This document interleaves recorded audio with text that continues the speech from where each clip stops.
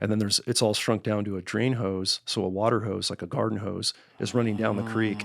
Everything below, Julian, the hose itself is now dry, which runs all year for these animals. So you're like, where's this I'm like, going? and when I went up there, what am I thinking? I mean, I'm not thinking about foreign invaders just took our water and for like their little super camp. This is not your typical bad guy poacher that we're going after. No. These are the worst of the worst. They're not from this country. They're running around with looking like, Sandinista rebels. They're dressed the part. And that mission that morning was in the foothills above a little town called Los Gatos, an affluent suburb of the Silicon Valley. And as we're climbing the mountain on that 100-degree morning, we're looking down at Meta headquarters for Facebook and Instagram, Cisco, eBay, Oracle. And that's what we're looking at. A bunch of guys who are like, you need to let everyone come through the border because this is an open border country. Yeah. You're like, yeah, tell that to my fucking bullet wound. Yeah, exactly. So, but that day I knew, man, I said, we have a bigger fish to fry environmentally. Yeah. These guys, we didn't even, that was the exposure to the worst level of violence, what they're prepared to do for their cash crop. We didn't know about the poisons that were all over those plants because they dry invisible. We're running through it, We have no idea what we're getting exposed to. We don't know, what our dogs are getting exposed to. You're 13 years into the job at this point? This is 05? This is 05. I started in 92. So yeah, I'm about the halfway mark. Okay. And I just want to set the deck here just so that I understand like your timeline. Was this the first time you've been exposed to the cartel thing, or had you already seen that? we done one other grow in 2004. Okay, And that's War in the what I Wood- want to go to. Yeah. So And- what happens? Yeah, and that's the first book I wrote back then with the agency before the second book came out. It's called War in the Woods, and that is literally the first chapter. I'm doing the traditional stuff. I'm checking, trout fishermen for taking too many trout and doing patrols and patrolling my district for poaching, mountain lion depredations that are killing sheep and cattle. Which has been your life at this point for 12 years, and that's it. Yep. Started in Southern California 3 years, down in Riverside County, got Western, spotlighters, gangbangers, going head on head with them. Got my learning curve 3 years out of my comfort zone because I was from Silicon Valley, born and raised. After the academy, I got shipped down to SoCal on the Inland Empire, Riverside, and it's Western.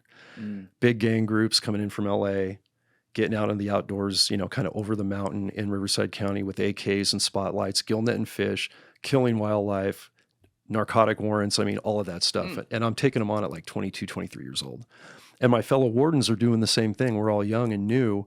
And sometimes we're together. Sometimes we're doing it by ourselves, which that was a, little bit of a pucker factor, but talk about throwing into the deep end of the pool, learning quick, don't make those fatal mistakes.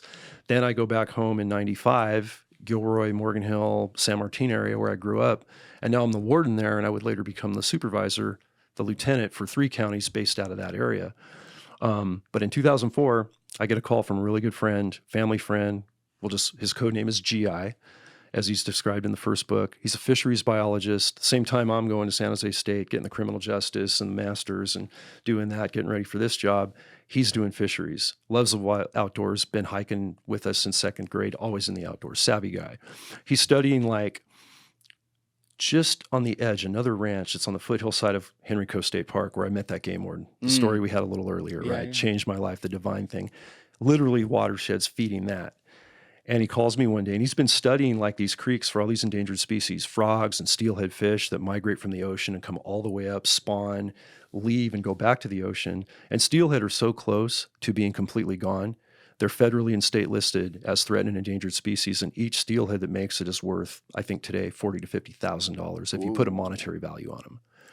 And he's watching these creeks, studying them, writing his thesis, and one day he calls me up and he goes, dude, like one creek is bone dry. Somebody's has to have diverted the water. Something's going on upstream, man. I have no idea what, but my little, the fish fry that were just hatched, they're dead. The creek's dry. All these steelhead are dead. These red-legged frog, the watershed that anyone's using down canyon, it's gone. I'm like, that's weird, dude. It's April. It's watershed. It's like the end of winter and water's flowing great. All right, listen, hold on. Let me get my truck. I'm going to throw you in. Let's go check it out. Those were the days that you could have a ride along. He was already listed as a ride along with me sometimes. So that's what I did. Very wood savvy, unarmed, no gun, but very wood savvy. Put him on my patrol truck, go up to the top of the mountain, and it's like Grand Canyon, straight down 500-600 feet, maybe 1,000 feet into this canyon bottom. Beautiful, pristine creek we stumble on, which is the headwaters of everything he's studying for many miles below him. And we get down, we find where the water starts, and we find out where it ends, and we see what's up. There's like a man-made earthen dam in this little canyon making like a pool of water in the creek. And then it's all shrunk down to a drain hose. So a water hose, like a garden hose, is running down the creek. Everything below, Julian, the hose itself is now dry, which runs all year for these animals. So you're like, where's this going? And when I went up there, what am I thinking? I mean, I'm not thinking about foreign invaders just took our water and for like their little super camp. I'm thinking, okay, some rancher's up there and he needed water for his cattle, so maybe he diverted a creek he shouldn't have. That's what I would expect to see. I had no idea. So we go down the canyon. We're following this hose. And I've got an AR-15. I've got my pistol. I have my cell phone. I have my radio. There's no coverage for either. We're in the middle of nowhere. But you're not thinking, your brain's still like, I'm not going to have to use this. No, I'm not going to have to use it, but I'm prepared if I do. Right. Always try to be tactically savvy. We're by ourselves, so be prepared. Train for the best and expect the worst. Don't get caught with your, pants down if you can avoid it. And he's behind me, my partner, and we're just working our way down the creek quietly. And again, it comes into being that hunter and just knowing something isn't right. And even though we didn't know we were going to run into what I'm about to tell you, we did it stealthy. We did it like we were hunting carefully and being quiet. And that's what saved our lives that day. No exaggeration. What time of day is this? It's like maybe 10, 11 in the morning. Okay. But in such a steep canyon, it's just shadows. Yep. Right. And we're creeping down this bank. And then we see the water hose just kind of peter out and continue down the channel. And pretty soon I see like marijuana plants on the left side of the bank and on the right side of the bank. And they're about 18 inches tall. And they're just as far as the eye can see. And I'm like, this is fucked up. This does not belong here, man. What is going on? So I know it's an illegal grow, but I don't know who. I can see what they're obviously diverting the water for their plants. And that's what this whole, shit show is about. But as we start to move, I see some movement down the creek, and here come two growers. And we're hugging the bank of this undercut of this creek out of view, guns up, my optics on it, like what is going on? And these two guys come out and they're in the green BDU, like Vietnam era battle dress uniform, Latin males, definitely not, they didn't look like they were from the area. And they are coming through, man. And the guy on point, I'm not kidding, the guy in front has like a machete, and he's like looking at plants and kneeling down very carefully, and he'd stop for a minute. He'd look around real quiet to see if anybody was looking. He'd trim it. He'd fix a water line. The guy behind him had the long gun, had a machete and other things, and he's scanning like tactically, and he's looking behind him. Those are skills of a tactical unit like we run, right? Yes. Like a SEAL team or a SWAT team. I'm like, and these guys are by themselves. They probably haven't ever seen another living human being, or something would have happened. We'd know about this problem. So there's situational and tactical awareness right now, and being a tactical instructor at the time and going into those skill sets for many years previous, I'm like, this is not your typical poacher. You're like, Sicario. Yeah, I'm like, Sicario, what is going on here? And we just hid, man. We just hugged that bank. I kept my weapon up, and I thought, I really hope these guys don't see us, because I knew right away they were going to engage. They weren't going to give up. I was probably going to get my first gunfight, and I had an unarmed civilian with me. I had no way to communicate with my agency unless I had way back up on the hill. Yeah, how's your scientist buddy taking this all in when he sees this? He's, Shit what? Himself? No, he's a tough MF, man. Good for him. Yeah, he's been rolling with my whole You're group in Jersey. of siblings. You can say motherfucker. Yeah, no, he is. He's a tough motherfucker, bro.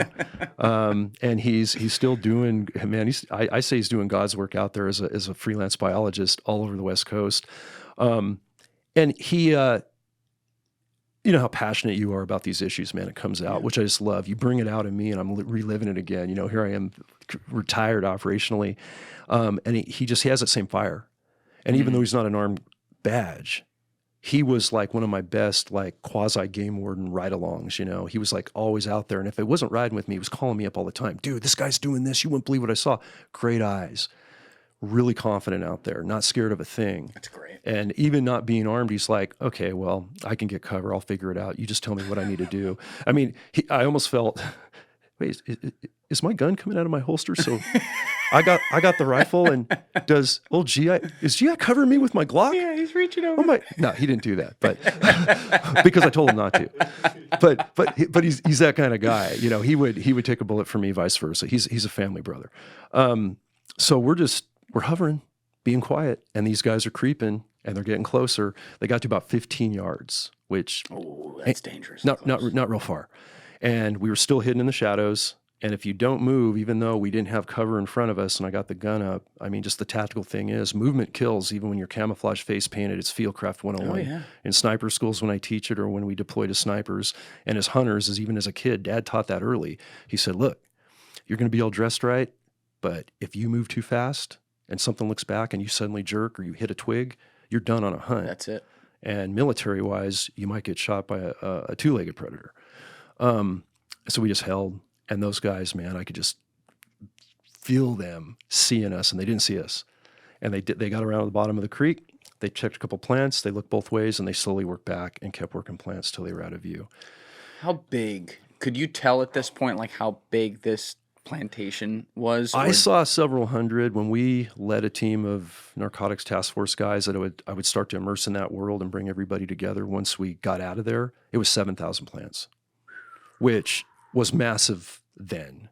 We've had cartel grows that are 50 to 100,000 plants that take over a mile of a mountainside. A mile? If not more. That's no incredible. exaggeration. And they're so well camouflaged that unless you are flying over them at just the right time to get the light just right, or you see it from, say, satellite imagery or any of the other techniques, or just scout in the right area, or a hunter or angler or hiker runs across it, which are some of our best informants, thankfully, when they get out of that stuff alive. It's hard to see. Watching the video, guys. If you haven't already subscribed, please smash that subscribe button and check out this clip's full podcast episode by clicking here or in the description below.